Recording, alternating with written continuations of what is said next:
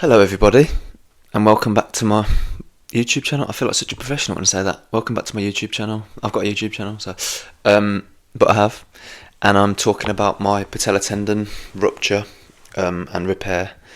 So if this is the first time you've been here, welcome. If you're coming back, thank you so much for coming back and watching more videos.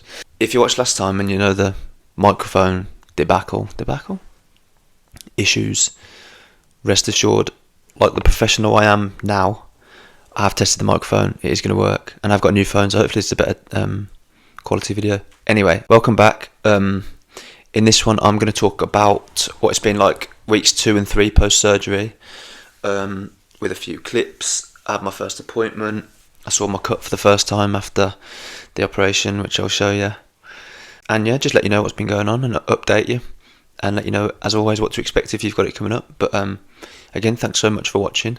Here's a few clips from the last couple of weeks. So today feels like quite a big day actually, maybe biggest day since the operation. I've got my first appointment in a couple of hours, so it's just so exciting to have something to do and hopefully get my sticker off. But legs feeling great, walking around with one crutch now for the most part. But yeah, excited to get my sticker off, see what the cut's like, get staples or stitches out. I'm not sure which I've got. I think I've got stitches, so that might not be fun, but just excited that stuff's moving. But yeah, I'm excited.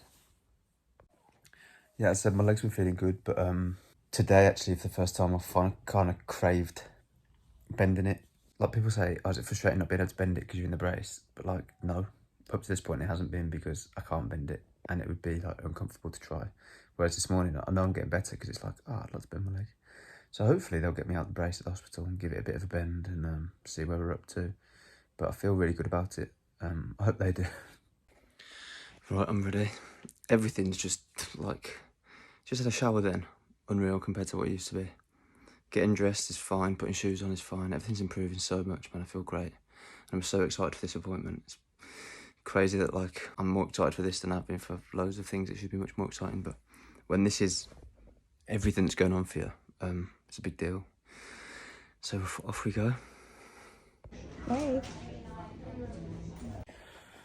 Oh, well, I'm back from my appointment. That wasn't as positive as I'd have hoped. I don't know. Still can't bend it for another 2 weeks. So that'll take me to 4 weeks, and then every 2 weeks after that I'm allowed 30 degrees extra. Well, 30 degrees.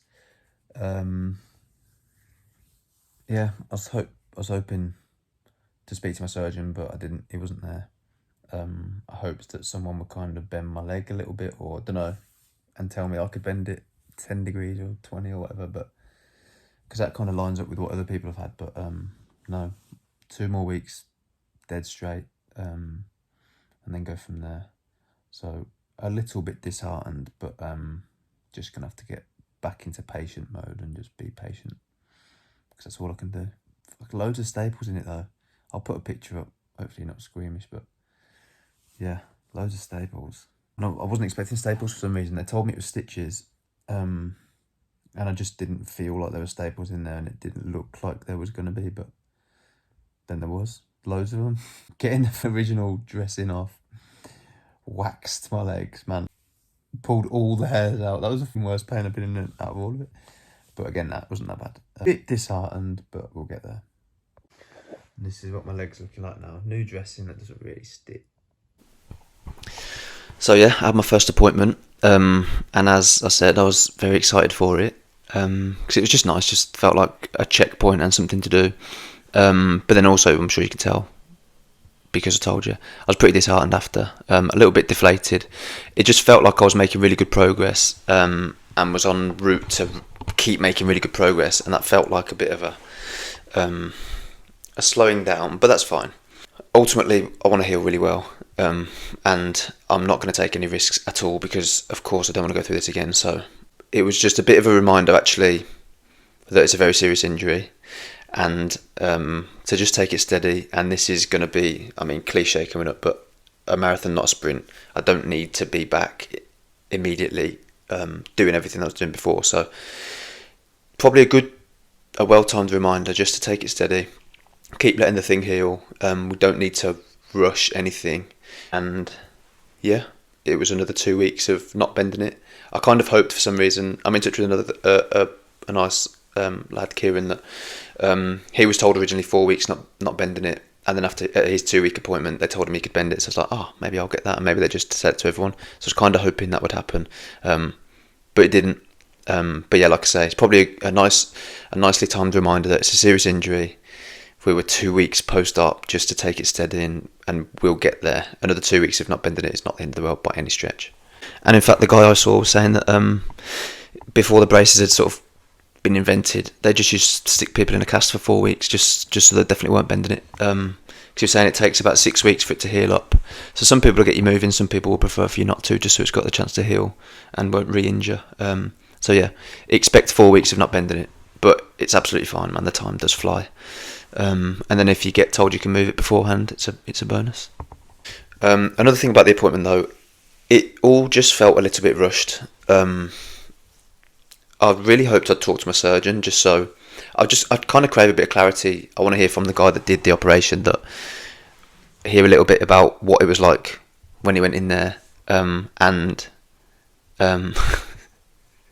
go up, George, and that it went really well, because as I said in the previous video, I don't think I've spoken to him except for like when I was completely out of it, still just waking up from the operation. So that would have been nice. I kind of had a doctor that was in and out.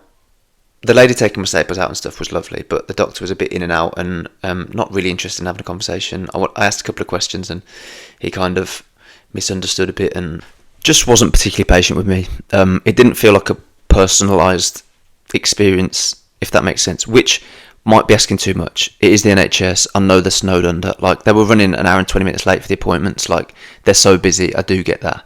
I genuinely don't know if it's too much to ask for it to be a much more personal thing or not. Like, that's of course what I would like, but I know they're super busy. So that appointment kind of came and went and wasn't amazing, but was fine. Yeah, I don't know. I hope I'm coming across in the right way. I'm not being like a sassy pants. I just would love it to have been. It didn't feel very personal to me, but I saw my surgery notes because I asked him exactly what happened, and he didn't know, obviously, because he wasn't there. But he showed me the surgery notes. I now know what the actual surgery technique was used, and obviously I've been doing my research. I'm sure you have if you've got the same injury. I've been watching a few of the actual surgeries online, and it's fascinating, man. But so there's different techniques to fix it, and I had the one with the 3 tunnels through my kneecap, and then tied at the top, which is the one that looks a bit much, but it looks super secure once it's done, so that's a good thing. And now I'm through the pain of it, so it's great. I'm waffling a bit. Am I coming across as I intend? I understand that the NHS is snowed under and it's not their fault individually. Just the ideal situation would be someone to sit down and just take the time with me and talk me through it. I know that's not necessarily possible, but hey ho, that's kind of how I was feeling about it. So I was sat on the table and the nice lady came in and said, right, we'll take your stitches out now then, and put like a light over it. So I was gearing myself up to have some stitches taken out because I've never had that done before. And then she started taking the dressing off and I was like, oh my god. Like pulling every single last hair out. I thought it was going to be fine. I just put a brave face on. Put a brave face on. Oh, oh my god. You should see all his hair. So that was an experience. All the hairs are still gone actually. Do you want to see? Can you see around the side? There's just like a landing strip of hair just gone. But yeah, so she did that in stages and it's like, oh, as you can see in the video, that was a tickle. And then you can see when I go, oh my god, in the video, that was like a mixture of this feels funky, pulling all the hairs out, but also like I saw staples and I wasn't expecting it to be staples. So then there was a complete mixture of emotion, like this, it hurts. It's very short-lived, don't worry, but like it does hurt a bit. There's loads of staples in there, and she's gonna have to take all those staples out. And of course, it's the first time I saw the cut. So in that split-second moment that you can see in the video, I'm like, oh my god, that was staples. It's like, Oh my god. there's a lot going on, and it was pretty big. It is a pretty big cut. That's a bit of a strange experience, seeing that on your own leg. Obviously, you know it's there and you know it's coming, but when you see it for the first time on your own leg, it's like, I've had that knee for my whole life, and that's not what it's ever looked like before. You get used to it very quickly. So then the dressing came off, and she started taking the staples out. It's interesting, like the staples, you kind of don't feel almost all of them. Some of them you do a little bit, but she's got little scissors, and she'll go into the middle of the staple, cut, and then the sides of it kind of come up, and she just pulls it out. Most of them, if they've gone in straight, just come out straight away and you don't really feel it. A few of them kind of aren't super straightforward. I think there's one in the little video you can kind of see she twists it a bit. Come up, but you have to have experience. Yeah. And it just feels a bit as you'd expect, like having a staple out your leg, but not as bad as you'd expect. You kind of just, at this point, man, you've gone in, you've had your surgery, you're miles past the worst of it. You just have to sit and deal with it. But compared to everything else you've done by that point, you're absolutely fine. And yeah, then once they're taken out, it's a bit of a relief because all that stuff is done then forever. So yeah, then that was it. Back home to deal with another couple of weeks, not bending it and just protecting it. But the bottom line, or the main thing of all of it, is the improvement every day is crazy. Every single day, like it feels like I don't know how to describe it, but honestly, every day, and it's noticeable every day. When it's something like that feels kind of gradual, it feels like you don't really notice, and then a week goes by, it's like, oh, it's much better than last week. Every day, man, it improves so much. So yeah, stick with it. When you have your inevitable tough day, or you're at the start of it, just know that it improves so quickly. And then all you have to do is get through a day, wake up the next day, and you realise, oh, it's much better than yesterday. So yeah, that's definitely the best thing about it. It's easy to feel like you're not being productive because obviously you can't do very much, and just in life in general. But the fact it improves so much every day really, really helps. So if you're early days in there and you're watching this because you've just recently had your surgery, or you're about to have your surgery, or whatever, just dig in. If it's a tough day, tomorrow will be much better, and if it's not, in 3 or 4 days you'll be flying. And yeah, that's all that really happened. It's been quite a couple of weeks because for the most part I'm just waiting to crack on with my rehab, but I've been able to get out and about and stuff, and my walking has at this point improved to where I can kind of move around with one crutch quite comfortably, and that improves so much every day as well. It's crazy. Like, after a couple of days after surgery, you can't imagine being able to properly put weight in your leg, and then a couple of weeks after, it's pretty straightforward, just walk with one crutch, and then less very soon after that. So they're the highlights. Right, so I've got a question as usual. Only one this time. So if you've got any questions, you get them in. I did only just put on Instagram about half an hour ago, if anyone's got any questions. But the question is, which part of this whole situation have I hated the most? And my honest answer, and I'm not trying to be but honestly, I've tried my best to not hate it. Obviously, it's not my best version of my life right now, but genuinely I've tried to not sit and dwell on it too much, because then it could just be a really miserable time. And it's not a super miserable time. I don't know how to describe it without sounding like I'm just lying. There's difficult times. There's times where you can't sleep very well, and then the next day you're groggy and down, and that happens. It definitely does happen. But that happens in normal life anyway, man. Like, you have your good days and your bad days in normal life, and it's kind of the same with this. I think the best piece of advice I can give is try not to fight against it every day. Accepting that it's happened means you can focus your energy on the nice things you're going to do again, that you're going to appreciate that you haven't been able to do for a while, like walking down the street. Everything. Like looking forward to stuff, as opposed to just sitting thinking, I hate it for this reason, I hate it for that reason.